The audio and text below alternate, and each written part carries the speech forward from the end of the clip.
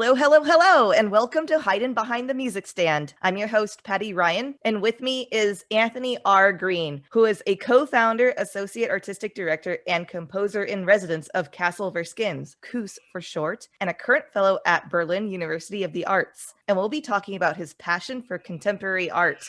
Welcome, Anthony. Thanks for being here. Hello, it's so great to be here. I'm excited because it's through Francesca McNeely, who is a past guest on the podcast. I believe her episode is called Soul Sisters of the Dark and Twisties, which we certainly are. But from that, so she's basically said, Anthony would be a great person to have on the podcast. I was like, okay. So I just contacted, and you're so quick to respond. Oh. And it was great. So then after that, I was just looking through your works, just searching for more repertoire for my quartet to play, and came across Chance, which is, as you say, is your one-hit wonder. It's my one-hit wonder, but I love it so much. Yeah, it's great. And so we're programming that on our upcoming concert, which I'm really excited to play. And you said it's based on Bernard Herrmann's music. So that was the main composer for Alfred Hitchcock movies. Yeah, I wouldn't say it's based on his music, but it definitely formed this spark in my head when my composition teacher said, you know what, you should listen to Bernard Herrmann. And then all of a sudden I wanted to write for strings. Yeah, I know that in the past you said that you were influenced by Psycho specifically in this piece. And Yes. You can certainly see it in the music as well. We have a lot of downbow quarter notes, dot, dot, dot, and yes. Yeah, extremely dissonant, extremely dance-like, just like Psycho. Yeah, no, it's great. Just living out some of that fantasy that I am not able to do in a string quartet. Oh, yeah, definitely. And also, 2020 was kind of a psychotic year, so it must be a little bit therapeutic to play this piece. I didn't even put that together, but I think you're absolutely right. Now you will. Yeah, exactly. All the angst comes out. Yes. Well, anyway, so I'm really looking forward to performing the piece. Perfect. We're actually recording a bit ahead of time. It's now the end of December, which marks Kwanzaa. So I'm panicking. I might say this wrong. Don't panic. Are you trying to say Heri za Kwanzaa? I was going to, but I got nervous.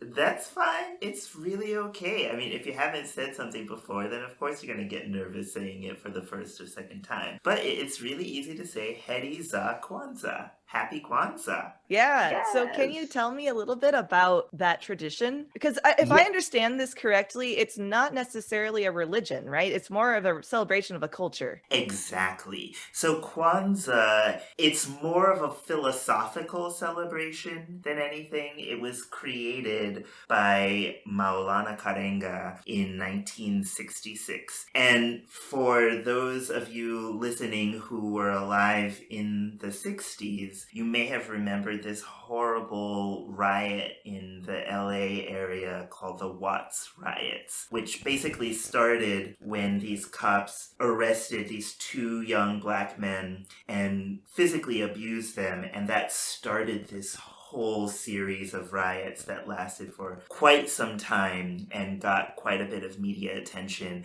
Bayard Rustin, who was Martin Luther King's right-hand man, went down to Watts after the riots and interviewed some of the people, and they said the Watts riots got the mayor and all of these politicians to look into our neighborhood because we've been shouting about police brutality and all of these horrible conditions in our neighborhood and no one paid attention. And these riots made America pay attention. I mean, it was a really horrible incident, but also one of these seminal incidents for Black history. And after the riots, all of these Black leaders wanted to bring back a sense of unity and community. So Dr. Maulana Karenga said, we need to create a holiday that celebrates Blackness, basically. And he got together with this committee and thought about a way to do this after Christmas, and follows the 7 days between Christmas and New Year. So it ends on January 1st. And each day asks the people who celebrate Kwanzaa to reflect upon a principle. There are 7 principles, or Nguzo Saba, which means 7 principles in Swahili, and each principle is one tenet that is supposed to be part of this overall philosophical movement and blanket that wraps the Black community together.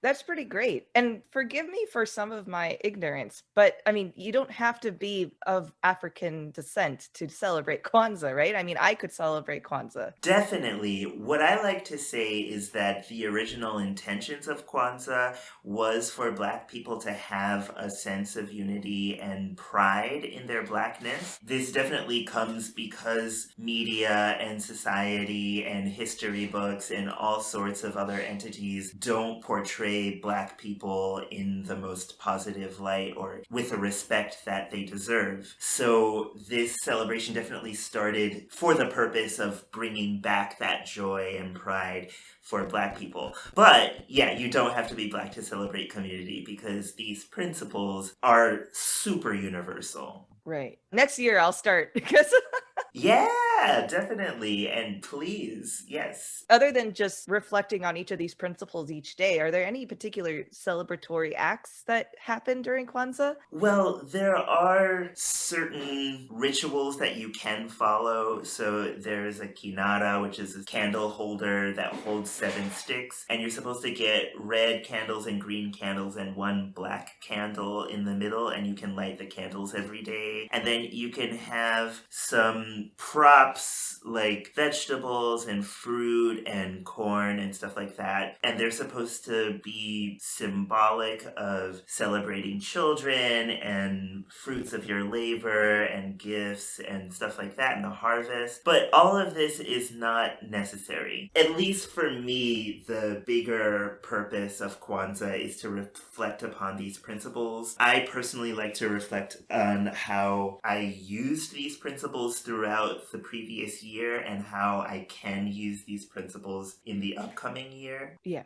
I think that's the most important thing. Exactly. Okay. Well, thanks for enlightening me on Kwanzaa. Yeah, my pleasure. Shall we go on to the Spitfire questions? Yes. Mozart or Beethoven? Beethoven, hands down. When I was growing up, I never really liked Mozart, and I started to get more into Mozart as I got older and studied some of the later works. But yeah, Beethoven, hands down. Always loved Beethoven, always loved the genius and the sound world and the wit. Yeah, interesting. You know, it's funny. You basically stole my personal answer. I don't know. I feel like it's heresy to say, but I also, in my youth, didn't like Mozart, or I thought he was like, what's the big deal? Like, there's Beethoven right over there. I'd rather go listen to him. Okay, Shostakovich or Prokofiev? Ooh, that's really hard. Don't make me choose. I would actually choose Shostakovich only because of the Lady Macbeth of Mtsensk. And I have to say, while I love Prokofiev's big works, there's still something so epic and so black sheep about Lady Macbeth of Mtsensk that I'm immediately drawn to it. Also, Shostakovich is one of a slew of composers whose last piece was for viola, and I am a big viola fan, and that viola sonata is particularly incredible. Yeah. I also think that he just wrote better string quartets, but Prokofiev wrote better piano music, and I'm a pianist, but I'm still gonna say Shostakovich. Shostakovich did write the Preludes and Fugues. Yeah, no, they're good, but Prokofiev, he was a pianist, and he just knew how to make the instrument pop in a way that Shostakovich just didn't. But Shostakovich... Wasn't Lady Macbeth the defining piece where Stalin was like, no! Right? Wasn't that the piece? I think that was the piece. Yeah, it's extremely controversial. Yeah, that basically Stalin saw the performance of this piece and then denounced Shostakovich, where then Shostakovich from then on was just scared to ever write, even though he stayed in Russia or the USSR at that point. Exactly, yeah. It's very risque, extremely risque, and I think there's quite a bit of symbolism in the opera, and from that point on, he did put other types of symbolism in his piece, but he really had to hide it under this guise of nationalistic music. Right. And he did it very well. Yes, he did. Netflix or video games? Video games, hands down. Especially the past couple of years, I don't think Netflix has been producing stuff that I really like so much. And Netflix, I think, is a little bit different here in the Netherlands than it is in the United States, because sometimes my friends in the States will say, oh, you should watch this, it's on Netflix, and I'll look it up and it's just not here. Oh. Yeah. But my brother just recently gave me this NES original Nintendo Entertainment System console that has about 4,000 original games just preloaded on it. So I can just sit down and play those games all day. Yeah. Yeah, that's just been your way of decompressing. Yes, I haven't been doing it as much as I want to just because I have so many commissions and other projects to do. But when I do get some downtime, I do like playing those video games. Yeah. Okay. Basil or cilantro? Basil, hands down. I'm one of those people that hates cilantro. I have that gene that makes me think that cilantro tastes like soap. Here's the thing with cilantro. I've eaten so much of it that at this point in my life, I can now take it in little bits, even though I know it's cilantro and I would rather it not be there. But I can at least eat a little of it now. So you've adapted. Yes, a little bit. But basil, hands down. Okay. I'm sorry that you have that gene. It's one of my favorite herbs. I would be that person's like, here, eat all the cilantro. Oh no! I'm so sorry. Harry Potter, Star Wars, or Lord of the Rings? I would say Star Wars. I'm not the biggest Harry Potter fan, and Lord of the Rings never really got into it, but Star Wars has the cutest of the cutest robots. Yeah, they do. The droids. Right? Okay, and it's nothing to do with the music necessarily, or is it? Yeah, not necessarily. I just really like the Ewoks as well. Yeah, they're cute. Okay, symphony or chamber music? Chamber music, oh my gosh. I can actually live my life without hearing orchestral music. Even though I love certain orchestral pieces, my favorite orchestral piece is Choro number 12 by Heitor Villa-Lobos. And it makes me cry every time I hear it. Every single time. But chamber music all the way. Yeah, sounds good. Coffee or tea? Tea, I drink coffee and I get a headache. Oh. It's really sad. It's not even from the caffeine. I think it's just because of this point in my life where I drank all of this coffee to stay up for 48 hours. And at the end of that time period, I could feel my heart palpitating and I didn't want to eat. And yeah, it was really bad. So I think I have this weird physical trauma associated with coffee. But I love the smell of coffee. My partner grinds coffee practically every day and I love that smell. But with tea, for me, there's just so many different types of varieties, right? You have the real tea, you have the tisanes, you have the green, the black, the white, the reds, you have the rooibos, you have the fruity teas, you have the herbal teas. You can mix them all up. You can have tea-infused cocktails. So tea is just super versatile, and one of my favorite teas is Lapsang Souchong, which is just so rich and it has this unique depth of flavor. So yeah, I'm a tea person. That was maybe the best way of selling tea I've ever heard. Because now I just want to drink. I love tea too. That would be my answer as well. And I want to drink all the tea now. Yes. And when I was living in Boulder, I took a tour of the Celestial Seasonings factory. And they have this room where they keep the mint tea. And it's the journey, right? Everyone talks about the mint room. And when they open this door, this amazing scent and feeling just wafts over your body. And I just want to stay in that room all day composing just to see what would happen. Can you write a grant to do so? And then oh my gosh, I should. It's so great. Because if you stay in that room, your sinuses clear up. You just become a whole different person. It's amazing. That would be amazing. And also then you could get a sponsorship. From Celestial Seasonings. I'm on it for you.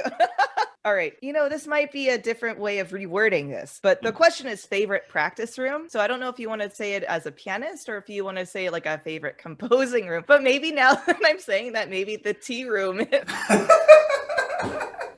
Well, I can put on my pianist hat. It's really hard to say. So, when I was younger, I used to go to Apple Hill Chamber Music Camp. And in the main barn, when you enter the main exit and you take a left and you're walking towards the kitchen, you go all the way to the end of the corridor, there is this big room that's carpeted and it has a beautiful grand piano and this amazing view. And I remember hearing this wonderful pianist, her first name is Gisela, and she was practicing the Ravel trio in that room. And that was such a great memory. And then I would be in that room practicing my Martinu and my Mio and my Bach, and that just gives me all the feels. So I will say that. Yeah.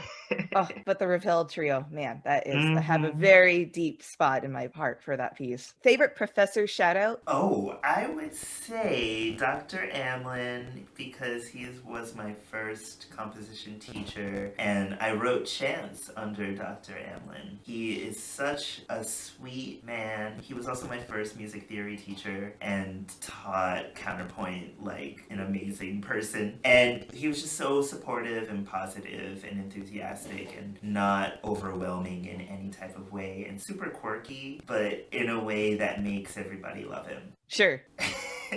Most inspired musical hero of any genre? Ooh, all right. So I would have to say Ed Bland. So he is a Black composer who passed away, unfortunately, in 2014. But he was also a prodigy clarinetist. And he was a filmmaker, and he was a clarinetist in the Army. And when he got out of the Army, he used the GI Bill to study at various different conservatories in the Chicago area and created what he calls urban classical funk. And it's this wonderful mixture of serialist music with funk rhythms, all grounded in really well thought out philosophies that bring together elements of jazz, African history, and Black pride all together in this one musical practice. So Ed Bland is definitely one of my biggest heroes. And then another big hero of mine is Tori Amos. She's a pianist, singer-songwriter who I've been obsessed with since high school. Okay.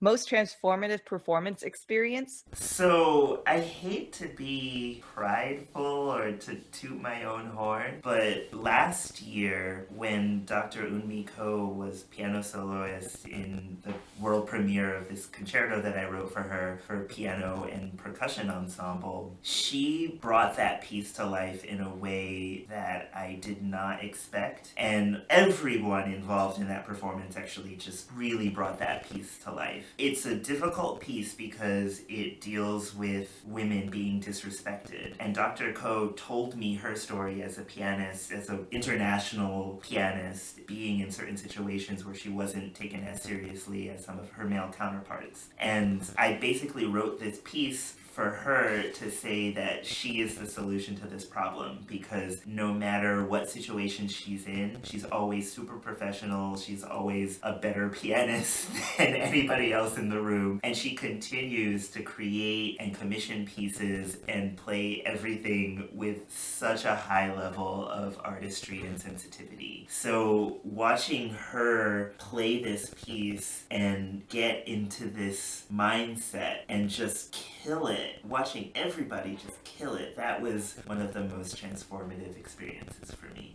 Yeah, thank you for writing a piece like that. I think every woman listening will relate to that. One of my questions, though, which I didn't realize to ask, since I guess you're my first composer on the podcast. Oh, wow. What is it? I mean, as a kid, I tried, a kid as in like in high school, I was like, let's see if I can compose. And I like started to write a cello concerto, and I started to write a string quartet. And I brought the string quartet to some friends I gathered. It wasn't like a professional thing, but I remember the feeling of just complete terror of hearing my piece performed not on MIDI, because it just wasn't coming to my own realization of what I was hoping it to sound like. And like since then have never composed. So one of my questions is, what is that like for you to hear your own piece back? Oh, I think that's the best part of being a composer, actually. But I have to say, because I started composing in a time when MIDI was horrible horrible, you know? And MIDI kind of still is horrible, but I started using Finale 2002, so MIDI was just not ideal at all. I can't And imagine. yeah, you know, so I've never really relied on MIDI to give me a good sense of what my piece sounds like. A, and B, if anybody takes a look at some of the scores that I've been creating over the past 5 years, you'll realize that MIDI is just impossible to realize these scores. So I always have this idea of how the pieces will sound in my head that MIDI just can't ever replicate. So when I hear people, even in that first rehearsal where they're not the tightest, the most together, the most confident, but even in that first rehearsal, I just think, oh yeah, this is great. This is the best part of being a composer. Now I just have to tweak it a little bit. I have to tell you to just listen out for that B flat, listen for this rhythm, whatever, and I know you'll be good to go, but I just love that feeling. Okay. Next piece you'd like to learn, but you could say it as a pianist, or you can say it as any upcoming composition ideas that you have. Yeah, so the next piece that I would really like to learn, The Intimacy of Harmony by Jonathan Bailey Holland. It's this really beautiful piece that has these really complicated chords, and then it has this swelling left hand gesture. And the pianist that really slams this piece out of the park is Sarah Bobb. Mm-hmm. Yeah, she plays it often and very, very well. You did it! Congratulations! You made it through the Spitfire! Oh my gosh, great.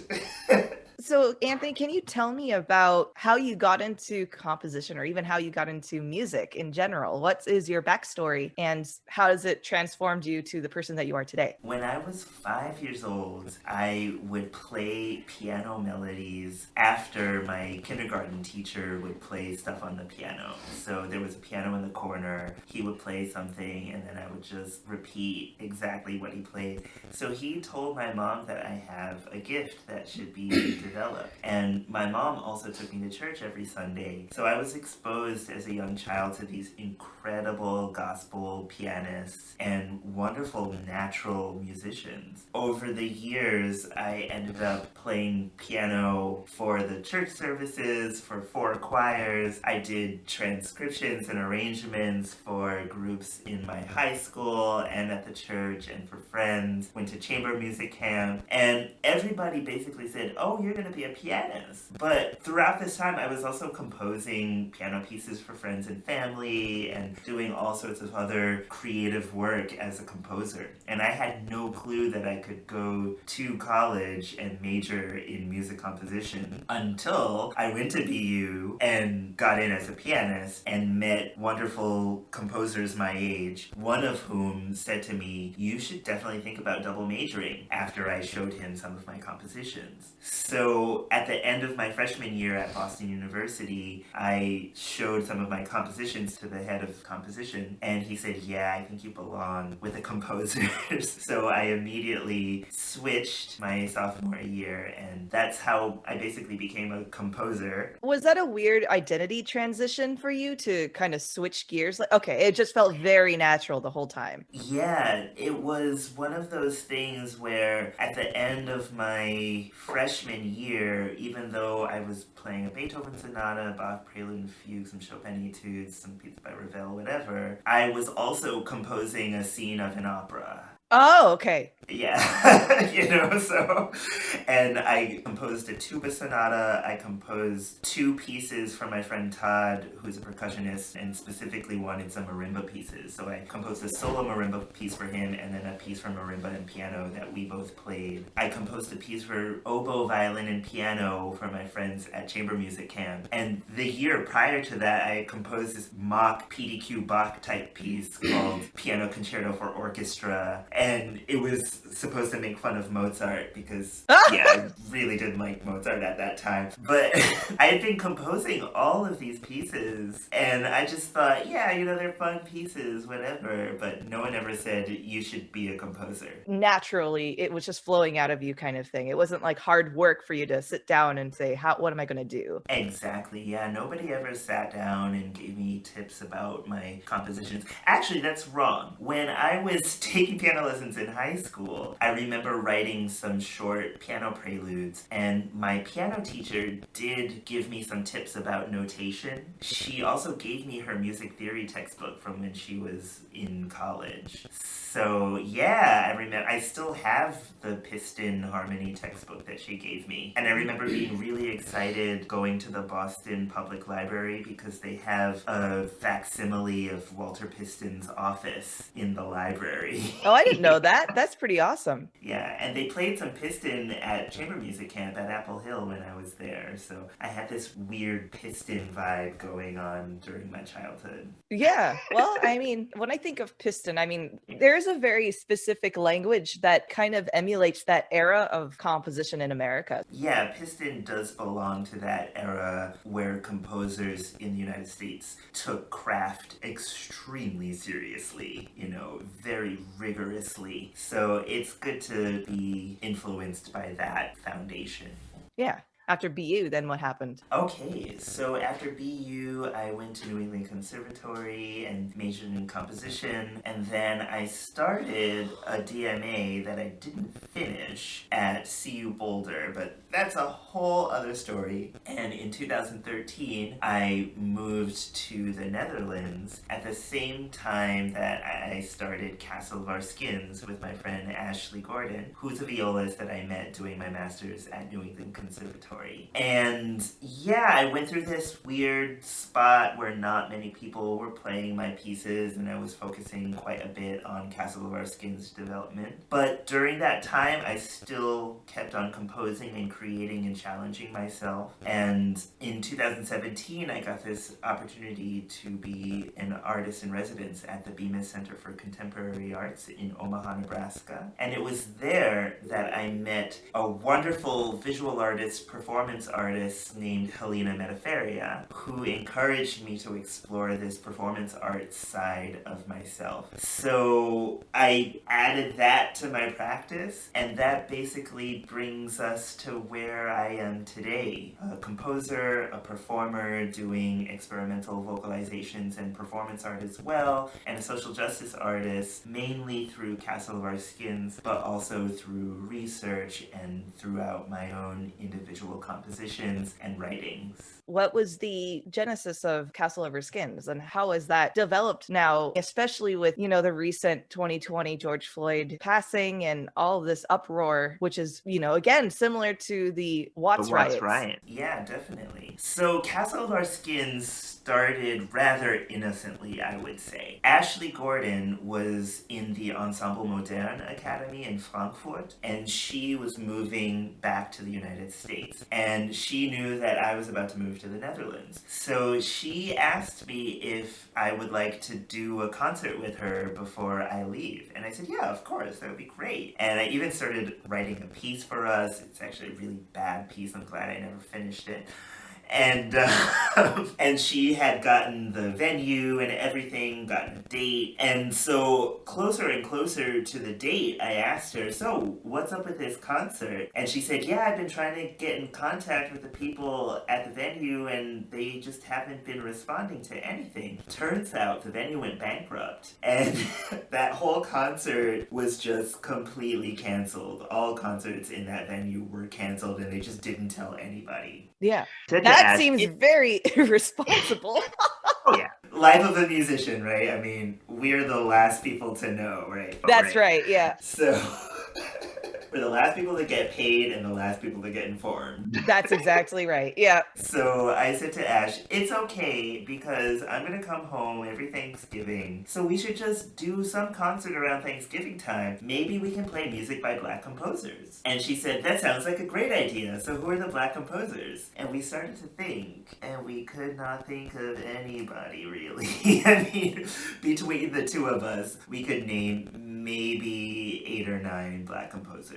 So we said, yeah, let's do some research. And we started doing research. Ash started to put together concert ideas and programming. And I started writing down names of composers whose music I wanted to explore. And she said, well, if we're going to do this, maybe we should just do a couple of different concerts. And I said, well, if we're going to do a couple of different concerts, then that's a series. So maybe we should have a website. And she said, yeah, we should have the title of the organization organization. I said, we should have a mission statement. And all of a sudden, this thing came together, and 7 years later, we're still here.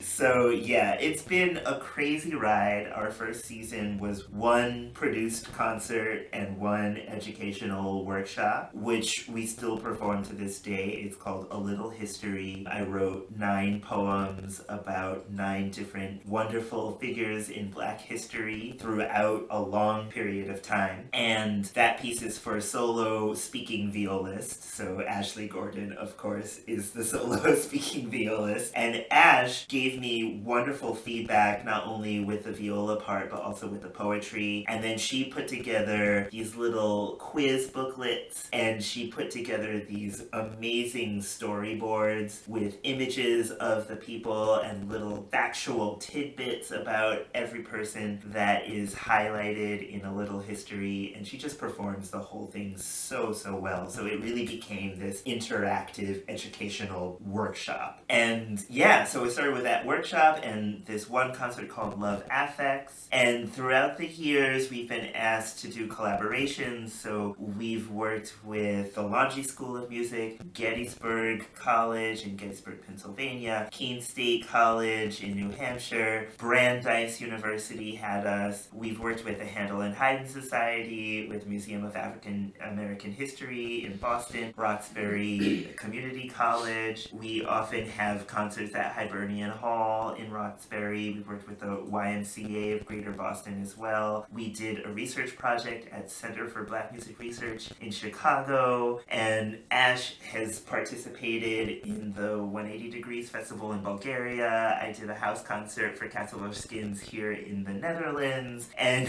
so this is just incredible. I mean, I know that it wasn't a dream that someone had and you made it happen, that it was something that just... I would say it bloomed like a flower. Yeah, it just kind of came about out of necessity, right? A little bit out of necessity, but also out of passion and a real drive to interact and engage with this mission. Yeah, but just what you've been able to accomplish, even for an organization, 7 years is actually not that long, yet you've been able to do so much. Yeah, and we're super proud of these past 7 years. We're one of the very few organizations in all of classical music today whose programming is over 90% Black. And even organizations who engage in this music don't have that high of a percentage of Black programming. And we also have had composers engage with Black history in other ways. So we put together a call for songs using words by Black writers, and we put together a call for pieces that engage with Black visual art in some way. So we've inspired composers to turn to Black history and Black art and various forms of Black artistry and expression to be inspired and to create pieces for themselves. So we also invite dancers, visual artists, spoken word artists, historians, movement artists, all sorts of Black artists to participate in our production. And that has been super rewarding, and it allows us to create these productions that do tickle multiple senses. So you're not just coming for the music, but you also will experience a poem. We also have wonderful receptions, so you're gonna be culinarily satisfied. Exactly, yeah. We throw down. If you are at all wary of coming to a concert, just come for the food, right? Right? Yeah, and we're not shy about that. Amazing.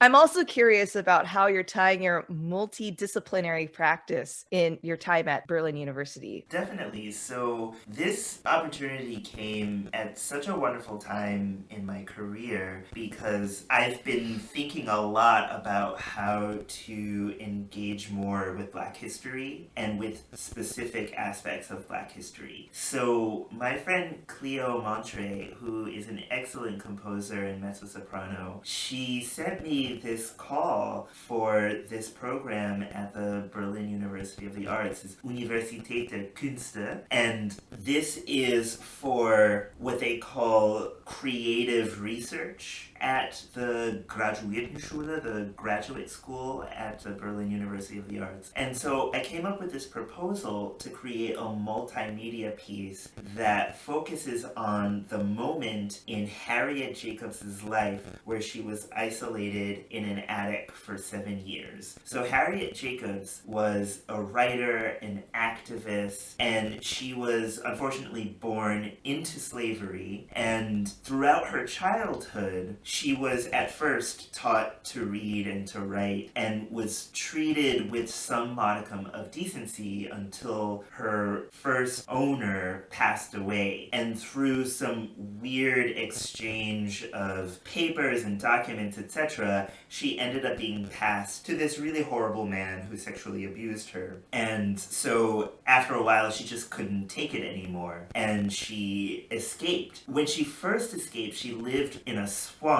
and she got bit by a snake, and she had to get taken inside and treated for a while. And she realized that her grandmother, who was a free woman and a very well-respected person in Edenton, North Carolina, which is where Harriet Jacobs was born and raised, her grandmother had this house that had this really tiny space in the attic. And so Harriet Jacobs went to her grandmother's house in the middle of the night, and they hid her in this attic. I'm pretty sure the intention wasn't for her to stay there for so long, but she ended up staying there for 7 years. Jeez.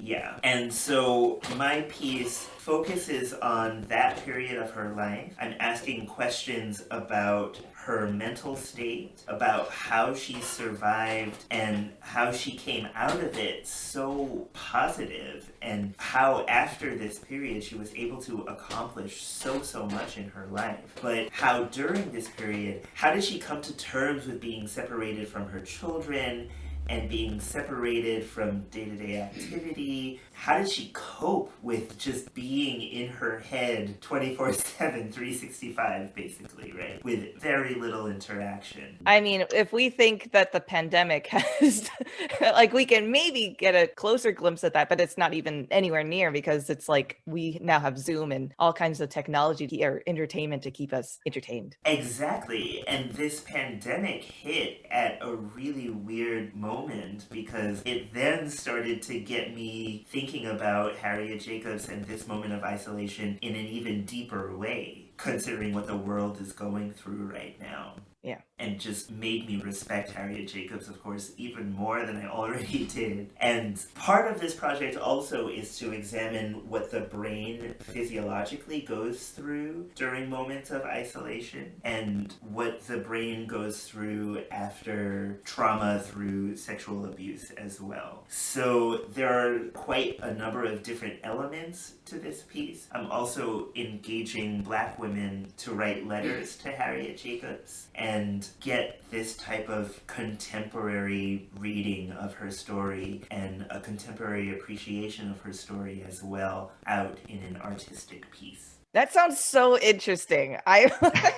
Can you let me know, or let our listeners know, when that's completed? And yes, there's no real set date. A significant part of the piece will be displayed in a gallery in September next year in Berlin. Okay, so any of my Berlin listeners, you can go check it out. Yes, definitely. So I'm trying to get a full performance of it in Boston with Castlebar Skins in 2023. Got it. So I'll book my ticket today. Yes.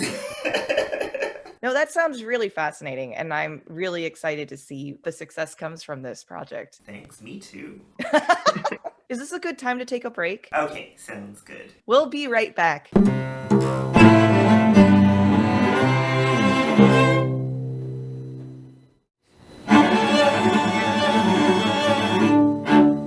Welcome back from the break. So, visual art. Anthony, how did you get interested in that? I'm not quite sure when it first started. I do remember going to the RISD Museum in Providence, Rhode Island growing up quite a bit. And the big things to see at the RISD Museum are the Mummy and the Buddha. So our elementary school classes would take field trips to the RISD Museum and spend all this time in the big Buddha room and the big Mummy rooms. And we would take pens and charcoal and colored pencils and crayons and paper and try to draw both of these monumental artistic artifacts as best as we could as 5 to 10-year-olds. Yeah, exactly.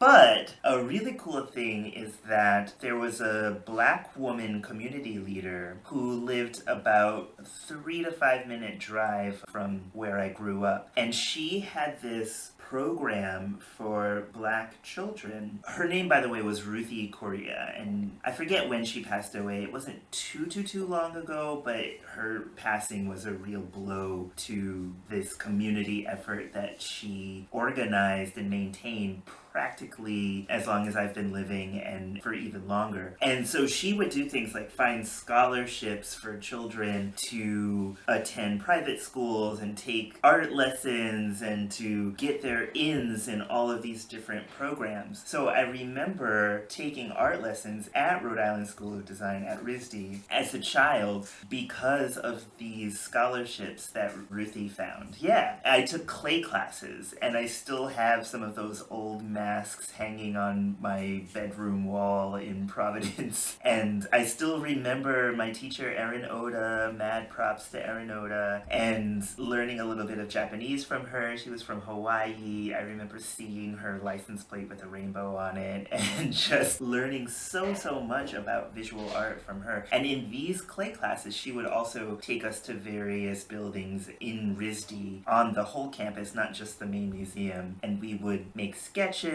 and imitate some of the techniques that we saw in the visual art. So I did have this educational and practice foundation of visual art as a child. And on top of all of that, I took art class in elementary school. Of course, I think practically everybody did, but Miss Russell was a pretty locally famous artist, practicing artist in Providence. And I would see her in the supermarket, at the hospital, whatever, and I would see her art as well in public spaces. At one point, she asked all of her class, including me, to just draw something very bright and big. And unbeknownst to all of us, she entered our art into this competition, and I ended up winning a prize in this Japanese art competition. It's funny, I'm sorry to interrupt your story, but I also grew up with art lessons, and my teacher would do the same thing, would secretly enter my stuff into competitions. Like, wait a second. Anyway, so I relate with that. Yeah, it was so funny. And I got a medal, and then I had a certificate signed by Tony Danza, of all people. Oh. Yeah, it was just a fake signature, of course. Yeah. But I also remember watching Who's the Boss growing up, so I knew who Tony Danza was, and I was really excited as a child. Yeah. So I guess a little bit of that paved the way for me to just being excited about winning competitions. Oh, I thought you were going to say something else. I thought you were going to say art in general, or just... Well, that too. But priorities. Of course.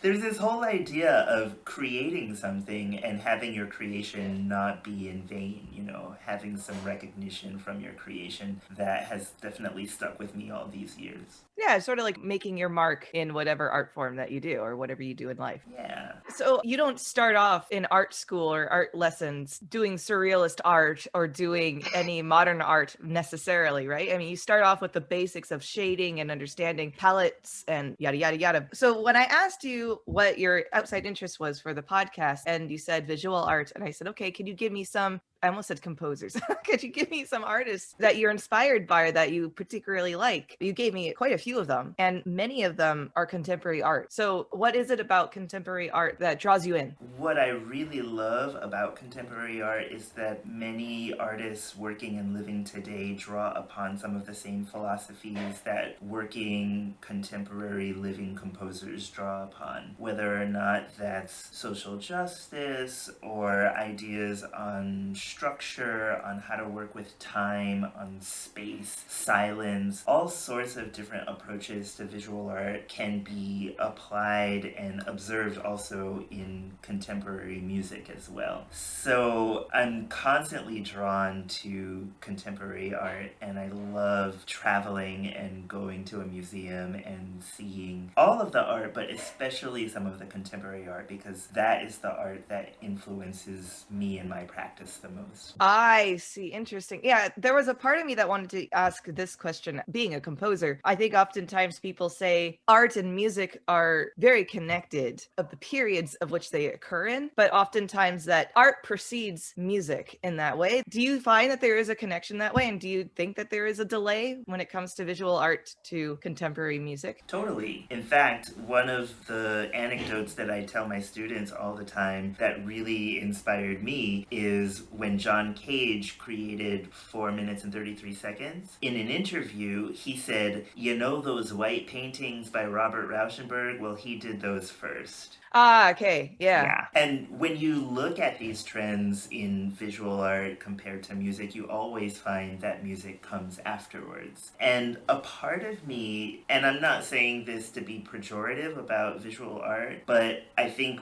up until a certain point, visual art and temporality was much shorter. Nowadays, we have performance art where you can have somebody like Marina Abramovich do these performances that last days, weeks, months, whatever. Or you have somebody like Lawrence Graham Brown or Wilmer Wilson or Holly Bass do these performances that last anywhere between 10 minutes to a couple of hours. Dred Scott as well. And these are temporal examples of visual art in the performance practice world. But performance art wasn't really a thing until the 20th century. So before then, visual art was you go to a space and you see this thing hanging on a wall, or you see this sculpture in a space, or you see this artifact somewhere, you see this 3D layout of something, and the temporal element of it was missing. So in that regards, music has always had a one-up on visual art. Yeah, I mean, because music transports you to a time and place, an actual environmental field. That's what you're saying, yeah. Not only that, but music is a durational art form. You can't really have a Chopin prelude that lasts for half a second, right? But we can choose to go to a museum and look at a piece of Rembrandt or Vermeer for half a second. And the average time that it takes for us to look at works of art hanging on a wall is a fraction of the length of time that it takes to listen to all of Debussy's etudes or a symphony by Mahler or a piece by Julia Perry, right? So music has always had this one-up on visual art in terms of its durational element. Well, can we transition to the particular artists that you mentioned? Of the spread that you gave me of the artists, they tend to also always have a huge importance on Black culture. How do you see a difference between each of these artists? I guess you're asking me to articulate their individual practices. And how they storytell, I guess. Yeah. Yeah, this is a question that I'm not sure if I'm qualified to answer, but I can definitely give you my interpretation of their work in terms of how I've responded to it. Sure. So with Carrie Mae Weems, she is one of the pioneers in photography out of any artist, Black, white, Asian, Latino, European, whatever. And for me, what I get out of her work, both as a photographer and a multimedia artist, because she does have multimedia works as well, is this sense of capturing three-dimensionality. I'm not sure, I've never heard her speak about this as a personal aesthetic, but when I see her photos of herself when she travels and puts herself in these different situations, the whole collection of these works give me this impression that she is attempting to capture this three-dimensionality quality of herself, not only as a physical body, but also as an artist, a creator, a woman, a person, a member of community, a member of society, an American who travels. She's really trying throughout the breadth of this work and her works on the whole to capture this multidimensional quality of herself. With Betye Saar, she is, for me, so focused on archetypes and symbols. So she oftentimes uses Aunt Jemima, a washboard, and a metronome, and all of this print material, perhaps what somebody might call black propaganda. And she creates these three-dimensional artifacts that are just loaded with symbolism, but the individual symbolism then comes together to create this meta-symbolism and this meta-meaning that can foreshadow or perhaps send out a word of warning for Black people and also for white people to not fall into these traps that everyone fell into during the times of slavery and Jim Crow, etc. So with Helina's work,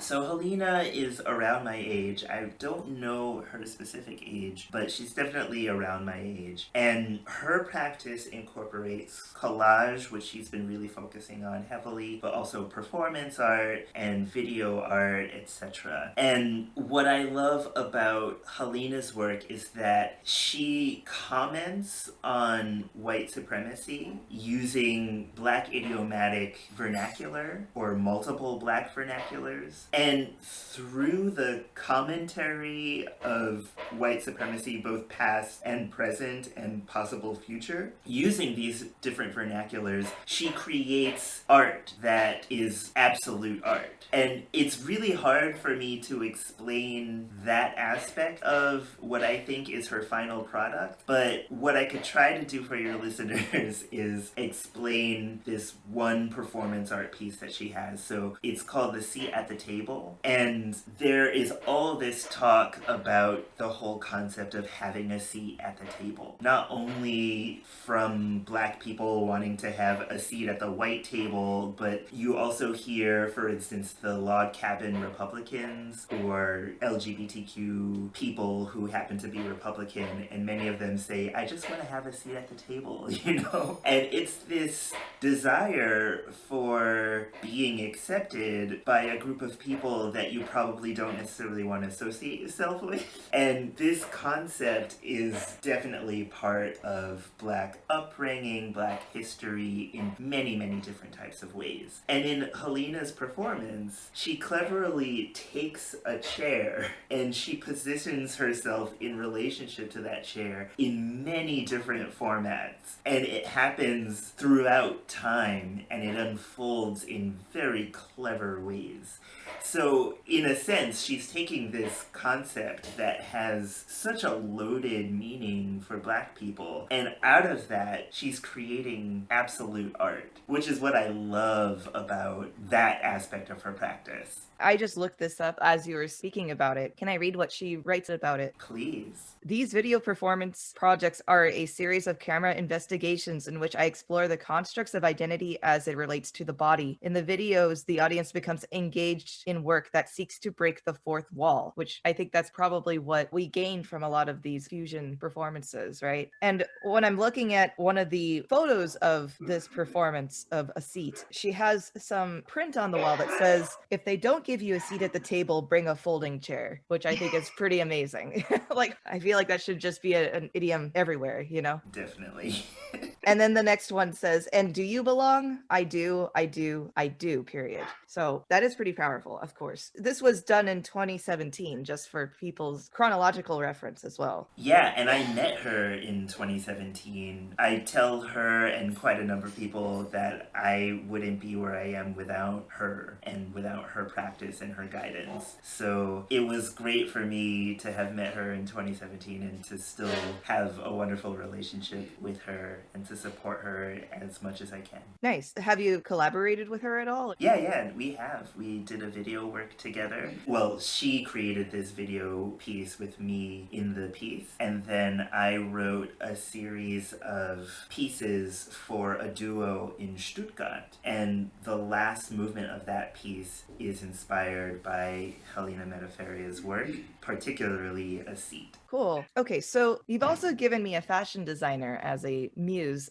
Duro Olowu. And when I'm looking at his garments, like, I love this fashion. It's amazing. But it's very patterned and very symmetrical. And that was something that also caught my eye when I was looking at some other selections of artists that you sent me, like Piet Mondriaan and Anatsui. And with Anatsui, when I was reading about his art, he uses bottle tops and creates these art installations from that. And they're just beautiful. There must be something about the structure from these artists that draw you in and inspire you in some way, or intrigue you at least. Yeah, definitely. I think all three of these visual artists and creatives have an eye for fashion, for placement, for structure, for space, for color, and for putting all of these elements in a wonderful relationship with each other. I don't want to say that it's necessarily in balance, because sometimes things have to be out of balance to be aesthetically proportional.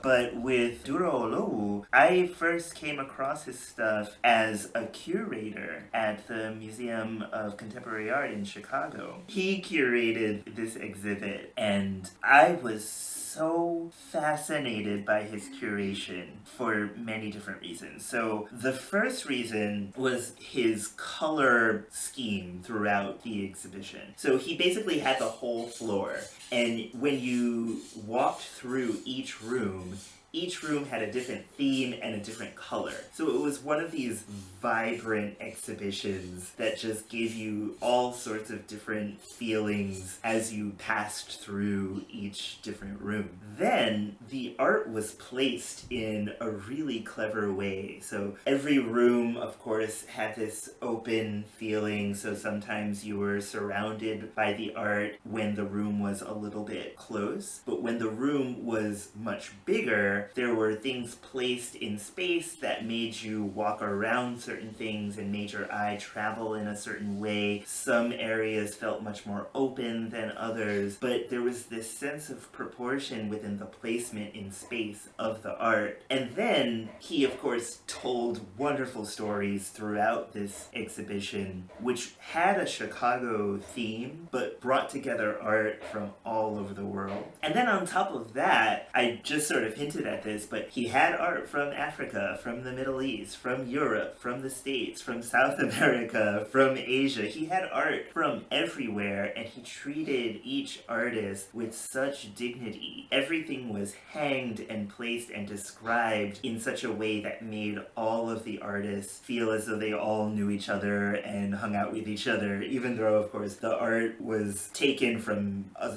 long period of time as well. But for instance, he had an artist from Africa who I think was 25 or 26, but the way that that piece was placed made it seem like that artist was working for 50 to 100 years, you know? I mean, the art was very sophisticated, but it was in a perfect dialogue with the other art that was hanging around it. So I was just so impressed by that exhibit. And another thing that was just so lovely to see is when you looked at the people walking throughout throughout this exhibition. There were people that looked like they were from India and from China and from Taiwan, from Indonesia, from Africa, there was just a wonderful swath of cultural representation from the visitors. And it just made me think of that stupid phrase, if you build it, they will come.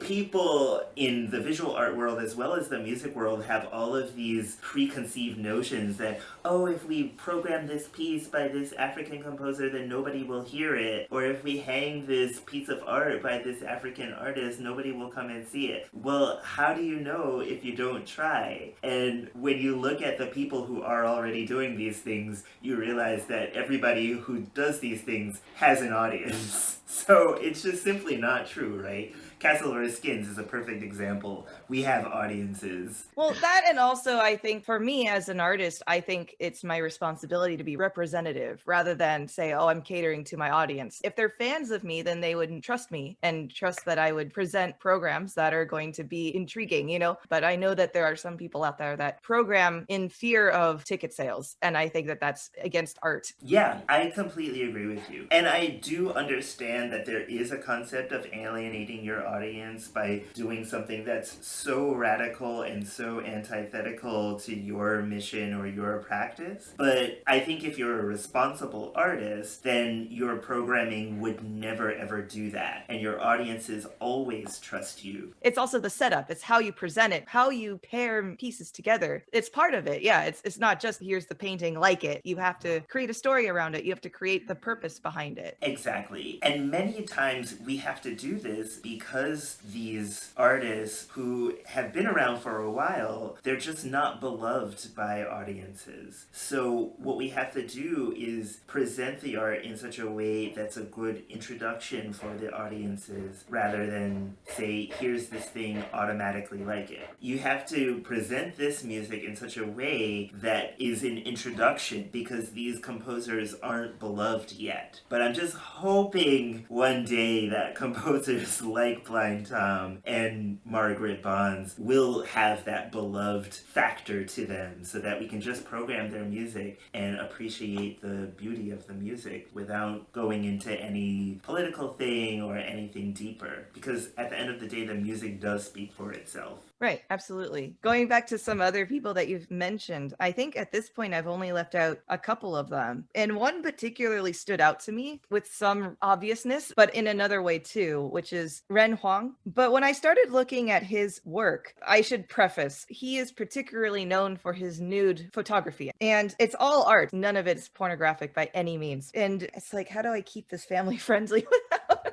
Because I want to talk about a particular piece that really got me. It's the one where he has two men lying next to each other, unclothed, and their penises are exposed, I guess. Do you know the photo I'm talking about? Yes, with the roses. This one really spoke to me in a weird way because at first I was taken aback by this photo because it is in your face, like, okay, it's the maleness of it all. But at the same time, as I kept looking at it, I started creating a story, thinking about how they're two lovers next to each other and that they are in their most vulnerable state communicating to one another, not in any sort of act, just by lying next to each other. I mean, this is where, like, for me, I was shocked to personally come up with that narrative on my own, but I think that that is also what is so thought-provoking about his work. I also, as scrolling through Google images, I also saw this one photo of a woman that's naked, but has a tulip coming out of her womanhood. I'm doing this so poorly.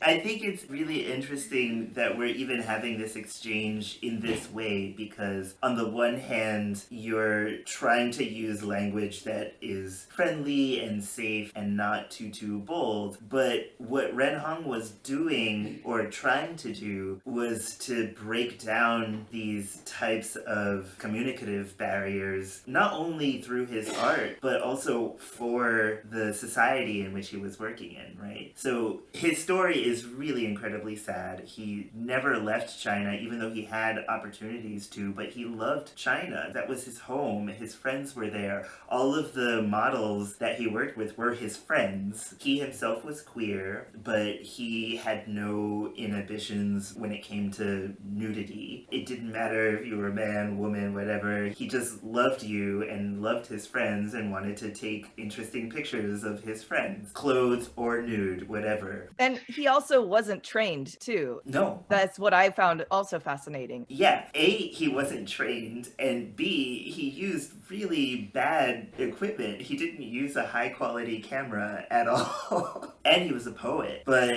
it was so difficult for him to work in such a conservative society, and his exhibitions kept on getting talked about horribly and taken down, even though he gained such a big international stardom. But the pressure got to him and he committed suicide really, really young. Yeah, I mean, he was born the same year my sister was born, so it's... In 87. Yeah, that was really hard for me to read about him. And he committed suicide in 2017. Yeah, I mean, I do encourage, because looking at it, I was like, I can derive so much from so little. Yeah, definitely. I wanted to bring that back into your compositions. Do you find this concentration of emotion and story to be something that is influential in what you do? Definitely. And before I talk about my compositions, I just wanted to say I love what you said about extracting so much within an image that isn't complicated at all. And in that regard, René Magritte also does this, and that's one of the reasons why I'm so fascinated by his art, particularly one image called Clairvoyance, Self-Portrait, where he is looking at an egg, but he's painting a bird.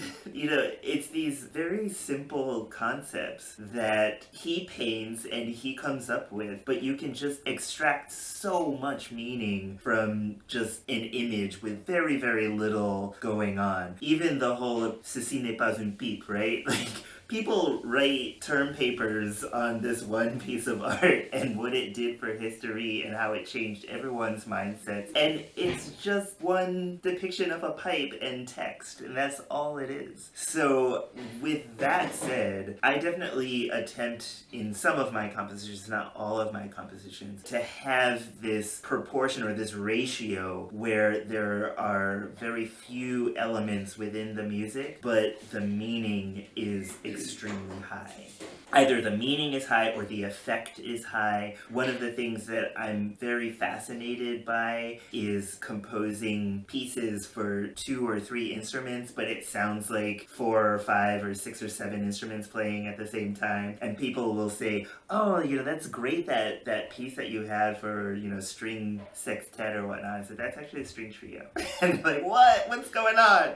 How'd you do that? I love that. I love getting this hyperbolized sense of depth and this maximized sound from instruments and performers. And I think a lot of that does come from my love of René Magritte and from Ren Hang. Yeah, we forgot one person. Oh, Jean-Michel Basquiat. Yes, that's right. He's part of the 27 Club. Yeah, exactly. Another artist, creative, who unfortunately passed away very, very young. Yeah, from heroin, from a drug overdose as well. Yeah, which is so sad. Yeah, and I think it's important to keep in mind the context of each artist who passes away at a certain age, because Ren Hang's story, for instance, is so different than Basquiat's story. Basquiat was a superstar. You know, he at one point dated Madonna, and his childhood hero was Andy Warhol, and when he got big, he ended up collaborating with Andy Warhol. And I don't think it's that big of a coincidence that Andy Warhol died the year before Basquiat died. And one of the paintings that I'm obsessed with by Basquiat is his series of paintings called Eroica. I actually used Eroica in one of my pieces for bass clarinet and marimba for the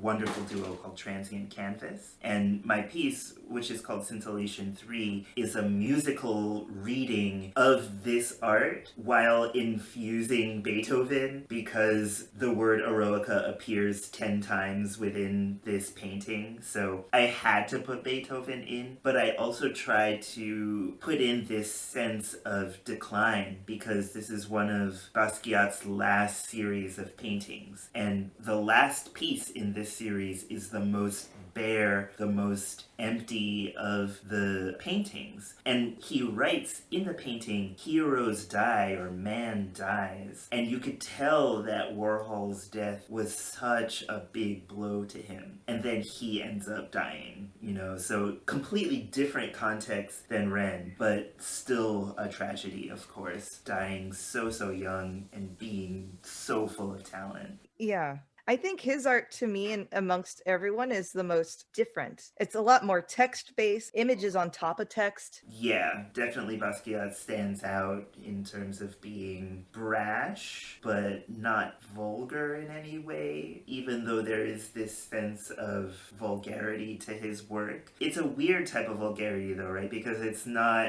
an unapproachable vulgarity. It's very much so a palatable vulgarity. But there is something brawn and brazen and in-your-face vulgar about much of his work, not all of it. Yeah, I just happened upon this particular painting and I just discovered there's a devil in there. I was like, whoa!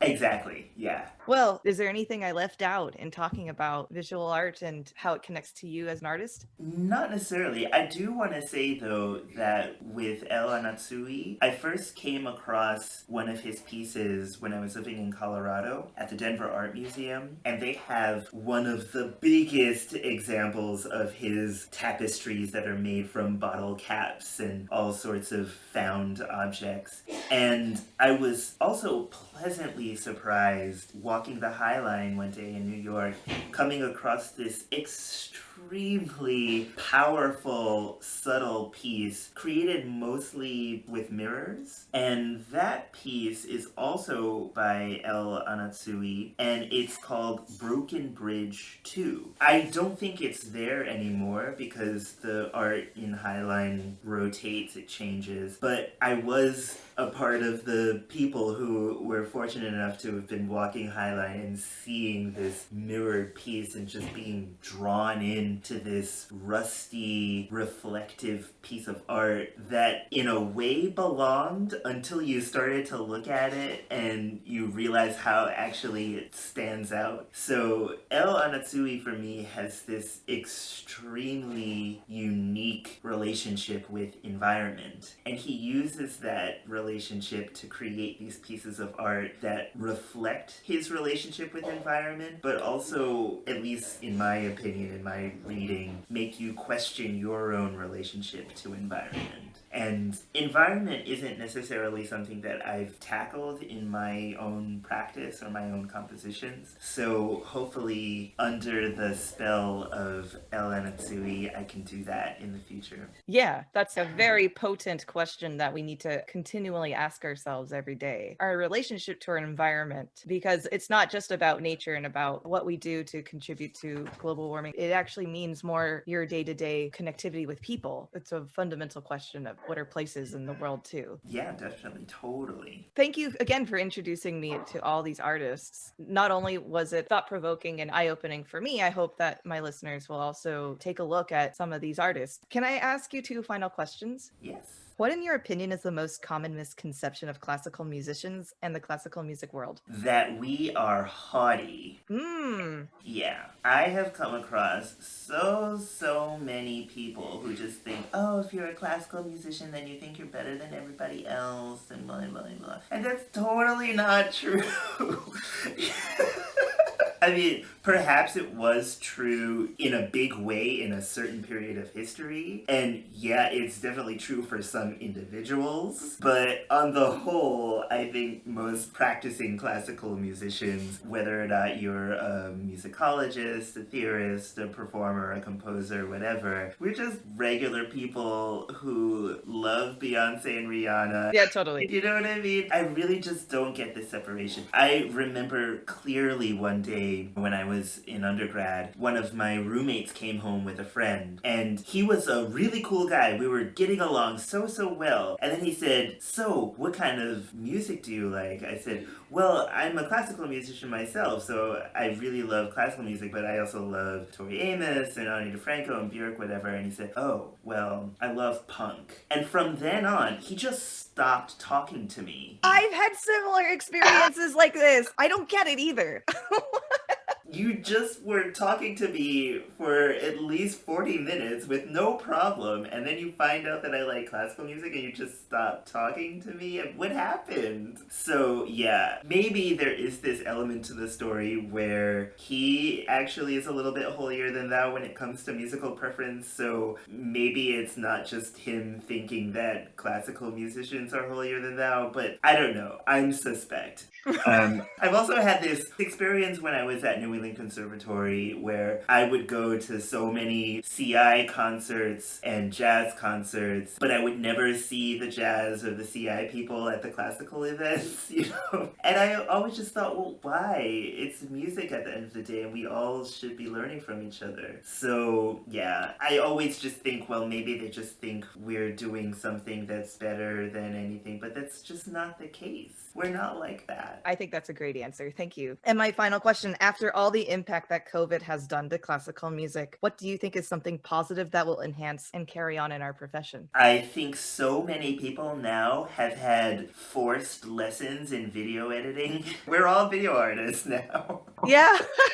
So I think when it comes to the increase in video content, that's awesome. I think that's a great addition. But I've been telling so many people whenever I'm invited to give talks or lectures in various different places online through Zoom, I try to tell the students that the box has been destroyed. We will never go back to the way things were. So in order for us as practicing musicians and creatives to thrive and continue, we need to think outside of the box. We cannot go back into that box. And I'm really excited about that. Me too. Classical music has suffered from staying inside this safety net or whatever, and I'm really excited to see what happens. Great answer again. Are there any platforms or websites for our listeners to learn more about you or any other upcoming projects? Yes, definitely. So my main website is anthonyrgreen.com, and I unfortunately have not updated that website in a really long time, but that website does have links to my SoundCloud, to my Vimeo, and to my social media. I am mostly active on Instagram, and that is at PIARGNO84. Lots of people, when they see the word Piargno, they think, oh, is that some fancy Italian word? Actually, it's not. My initials are ARG, and I play the piano, so Piargno is a little bit of a portmanteau of my initials and my instrument.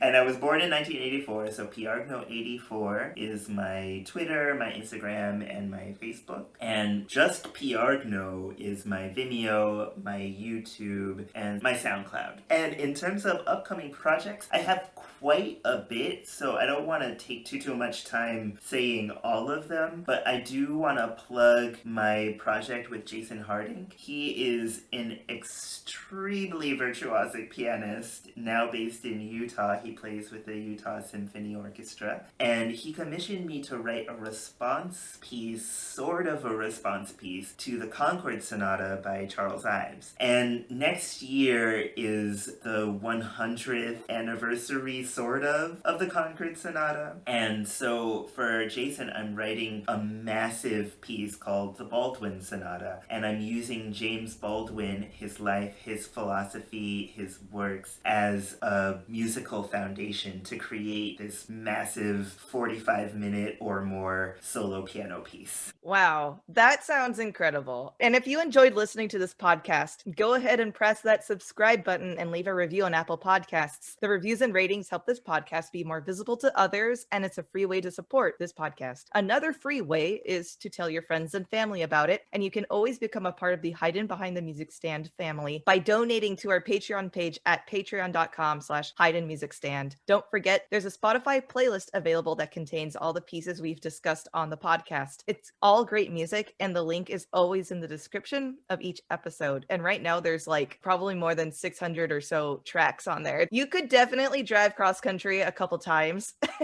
and still have music to listen to. Do you have anything on Spotify? Actually, I do. I think the piano concerto that I referred to earlier in the podcast is on Spotify because that was just released. And then I will have another recording released in January from the Lowell Chamber Orchestra. And that CD is called The Dance Suite. Okay, well, we'll add you then onto the playlist. Nice. Follow us on social media, Facebook, Instagram, and Twitter, all at Haydn Music Stand. Thank you so much, Anthony, for your time and your expertise on everything visual art and composition. And thank you for being the first composer on the podcast as well. And just thank you for being amazing.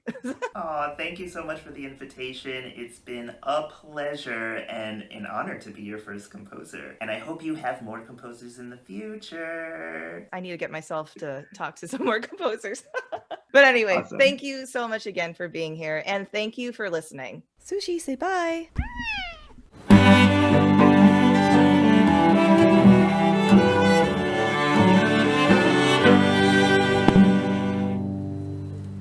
And then Oh, this is she's her adorable. coats like that. Yes. Yeah. Guinea pig realness. I love that. I'm going to call her that for now on. Guinea pig realness.